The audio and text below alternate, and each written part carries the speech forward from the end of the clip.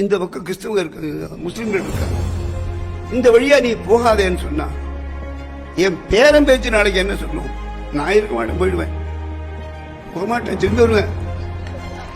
தைரியமா இருக்கிற ஹிந்து மாறுதட்டி ஹிந்துவா இருந்தான். காசுக்கு ஆசைப்பட்டவன் கிறிஸ்தவனா, கோழையா இருந்தவன் கிறிஸ்தவனா, முஸ்லீம் அந்த மாதிரி இருந்தான்.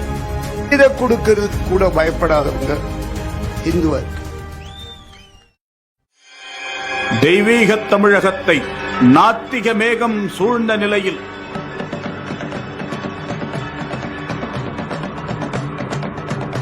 இந்துக்களுக்காக வாதாட போராட பரிந்து பேச வந்த மாமணி இந்து முன்னணி.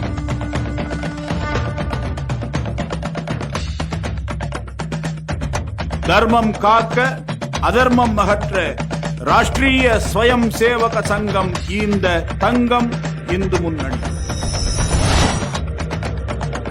தேசியத்தை போதித்து தெய்வீகத்தை நேசித்து சாதனைகளை மட்டுமே ருசித்து சரித்திரம் படைத்த இயக்கம். போலி திராவிடத்தை வேட்டையாடிய சிங்கம்.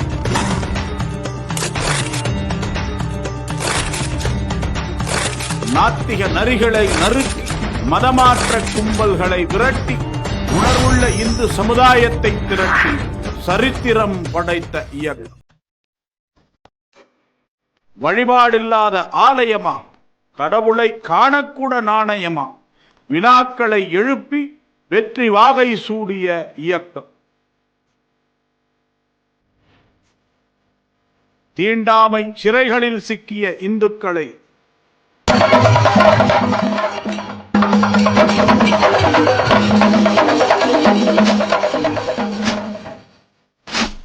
விநாயகர் சதுர்த்தி எனும் எழுச்சி மூலம் விடுதலை செய்து ஓடாத தேரை ஓட்டி இந்துக்களின் வழிபாட்டு உரிமையை காத்தது.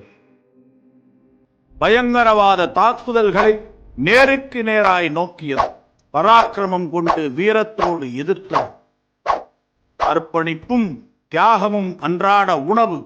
அதனால் தகர்ந்தது தேச விரோதிகளின் கனவு. உறுதியை கொடையென தந்த தியாக குற்றாலம் இந்து முன்னணி. 42 ஆண்டு கால போர்க்களத்தில் பல பலிகள், பல வலிகள். அத்தனையும் கடந்து பிரிவினைவாதத்தை அழித்து பிள்ளையார் சுழி இட்டது இந்து முன்னணி.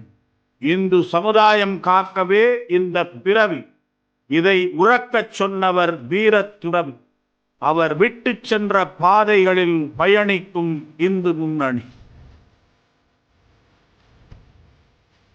2023ஆம் ஆண்டு ஈரோடு மாவட்டத்தில் உள்ள சென்னி மலையை இயேசு மலையாக மாற்ற முயற்சித்த கயவர்களின் சதியை ஆயிரக்கணக்கான இந்துக்களை திரட்டி போராட்டம் நடத்தி வெற்றி பெற்றோம். சமீபத்தில் திருப்பரங்குன்றம் முருகன் கோவில் மலையை சிக்கந்தர் மலை என்றும், புனிதமான மலை மீது அசைவ உணவை சாப்பிட்டு மற்றும் ஆடு வெட்ட புறப்பட்ட சில இந்து விரோத சக்திகளை எதிர்த்தது இந்து முன்னணி.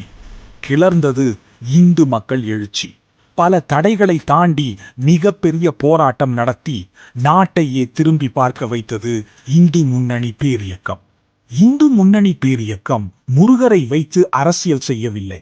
தமிழகத்தில் ஆன்மீகத்தை ஒளிரச் செய்ய முருகப்பெருமான் தான் இந்து முன்னணியை தேர்ந்தெடுத்திருக்கிறார்.